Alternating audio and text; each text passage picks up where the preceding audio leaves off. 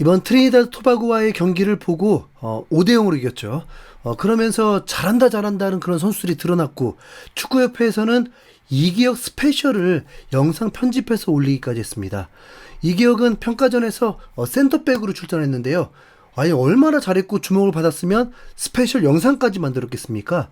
중계진도 이기혁을 몇 번을 말하는지, 이기혁은 공격 포인트를 올린 것도 없습니다. 그런데 평점이 7.6이 나왔습니다. 수비수니까 평점이 7.6이라고 하면 뭐 수비를 잘했기 때문일까요? 김민재가 나폴리에서 이탈리아 리그를 접수시켰을 때 피지컬과 스피드로 상대 공격수들을 무력화시켜버리면서 수비가 일품이어서 열광을 했었잖아요. 이기혁 센터백이 수비가 좋아서가 아니었습니다. 패스가 일품이었기 때문이었습니다. 패스 성공률이 95%가 나왔는데, 보통 센터백이 패스가 많을 수 있고 성공률이 높을 수는 있는데, 이기혁의 히트맵으로 패스를 보면 이게 수비수야 할 정도로 좁은 공간부터 전원 패스까지 가리지 않고 거의 뭐 수비형 미드필더처럼 활동을 했습니다. 윙백 옌스와 처음 호흡을 맞춘 건데도 어색하지도 않았습니다. 더 신기한 건 유영이 지금 왼발 선수였다는 거죠. 그러니까 한국 축구가 새로워 보였습니다. 반대편의 이한범을 보면 상대적으로 패스가 매우 적죠. 한국의 3백 성공은 24년 전으로 거슬러 올라가야 합니다.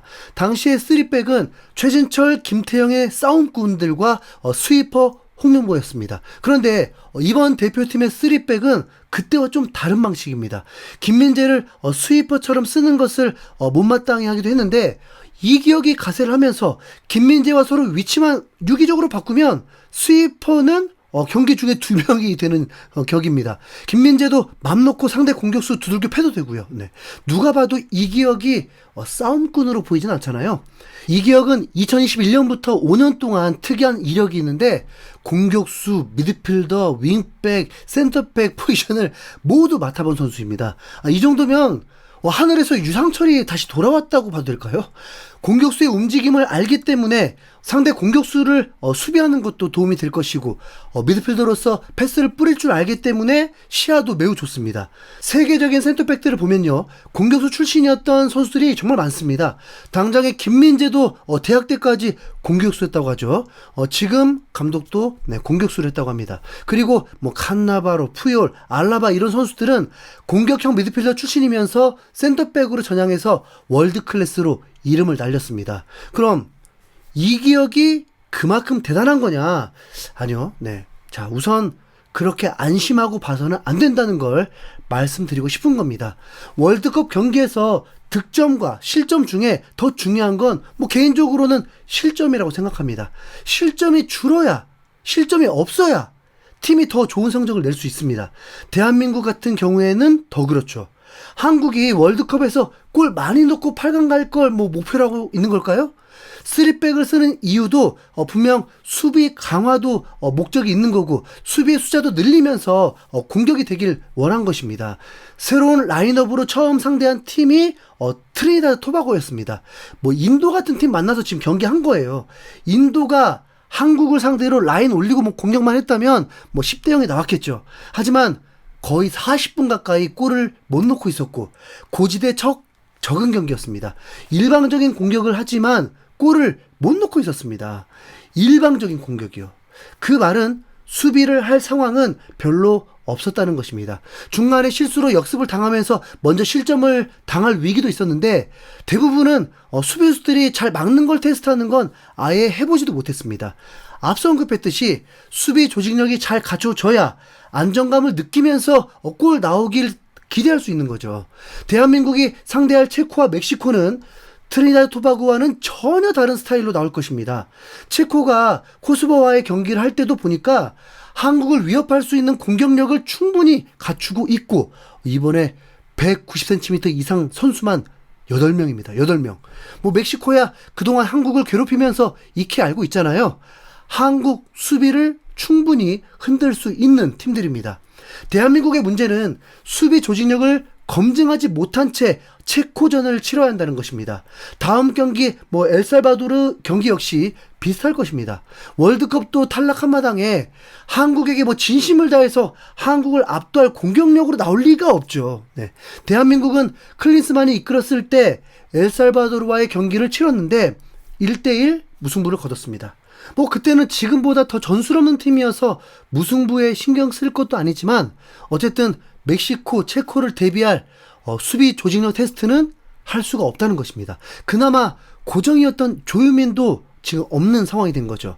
조유민이 떠나는 영상을 제작했던데 협회가 그건 진짜 잘했습니다. 네. 조유민이 목발을 짚으면서 동료들과 인사를 나누는데 가슴이 먹먹해지더만요. 네. 꼭 전쟁에서 이제 부상으로 의가사한 것 같았습니다. 자, 우선 대한민국은 이런 현실에 있습니다. 이기혁은 강원FC에서 활약상 영상, 축구협회에서 올린 활약상에서도 이기혁의 수비력이 돋보인 것은 그다지 많지 않았습니다. 대한민국은 러시아 월드컵 때 손흥민의 전성기, 기성용의 마지막 월드컵이었는데 기대했던 게 한순간 무너진 것이 바로 수비 문제였습니다. 첫 경기 그렇게 중요하다고 했는데 박스 안에서 김민우의 태클이 페널티킥이 되면서 무너져버린 경기였습니다. 선수들이 평정심을 유지하고 싶지 않아서 흥분하고 그러는 게 아닙니다. 실전에서는 그만큼 중압감이 크다 보니까 판단력이 달라질 수가 있고 정신 못 차리고 있으면 그냥 공 들고 뛰쳐나가기도 하고 상대가 달려오는지도 모르고 멍청하게 그냥 백패스로 위기를 겪기도 하고 위험 지역인지도 모른 채 살인 태클하고 과격하고 그런 일들이 일어나는 겁니다. 이 큰 무대에 출전하는 우리 수비수들 보십시오. 옌스 이미 분데스리가에서 유명한 과격한 선수가 되었죠. 이기혁 26살, 오직 경험은 K리그입니다. 이한범 유럽 피지컬들에 익숙하지만 23살, 경험이 많지 않습니다. 경험 미숙의 수비 미스들이 나오게 되면 대한민국도 어려워질 수 있다는 겁니다. 일본이 강한 이유가 무엇인가요? 한국보다 낫다고 한 건 바로 조직력입니다. 실점이 정말 적어요. 브라질에게 이 실점한 걸 놀릴 수는 없잖아요. 개최국 미국을 상대로 원정에서 풀 로테이션을 가동하면서 이 실점한 걸 수비 불안이라고 할 수는 없잖아요.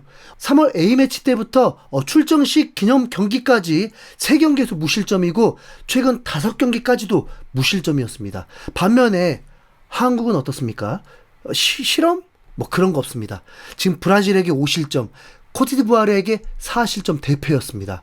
아무리 실험이라고 해도 대량 실점은 정말 위험한 거죠. 그만큼 수비 불안이 있다는 걸 인지해야 합니다. 아시죠? 저는 8강 간다라고 응원하고 있다는 거. 네. 그럼에도 이런 말을 하는 이유는 긴장해야 한다는 것이고 엘살바도르 전까지 가볍게 이긴다고 한들 들떠서는 안 된다는 것입니다. 수비에서 사고가 발생하지 않는다면 대한민국 진짜 사고 칠 수 있다고 봅니다. 네. 기대하는 건 결국 대한민국 완전체입니다. 완전체가 가동이 되면 어떠냐면 선수들도 경기할 때 안정감이 생깁니다. 특히 황인범, 이강인, 이재성 같은 선수들이 커버 능력부터 탈압박, 패스 능력들이 좋으니까 경기 리듬이 맞춰지다 보면 오히려 실력의 120%가 나오기도 합니다.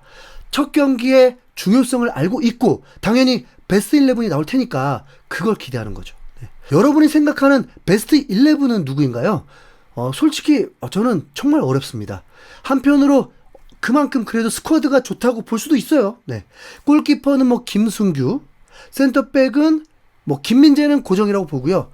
황인범, 이재성, 이강인, 손흥민도 고정이라고 봅니다. 그런데 이재성의 포지션은 정하기도 어렵죠. 손흥민은 초지일관 스트라이커로 세울 것 같고요. 그럼 이제 오른쪽 센터백은 이제 조유민이 없어서 이한범이 유력해지고 왼쪽은 본래 김태현이 고정이 됐을 텐데 이기혁과 이제 경쟁이 되는데 김태현, 이기혁 누가 나서야 될까요? 네. 양쪽 풀백도 이제 서령우, 김문환, 또 옌스, 이태석, 이명재까지. 네. 누구를 해야 할까요? 미드필더 한 명, 백승호, 김준규 또 누구를 해야 할까요? 여러분이 생각하는 체코전 선발 베스트 11. 자, 댓글로 남겨주십시오. 이상 흰수염고래였습니다. 감사합니다.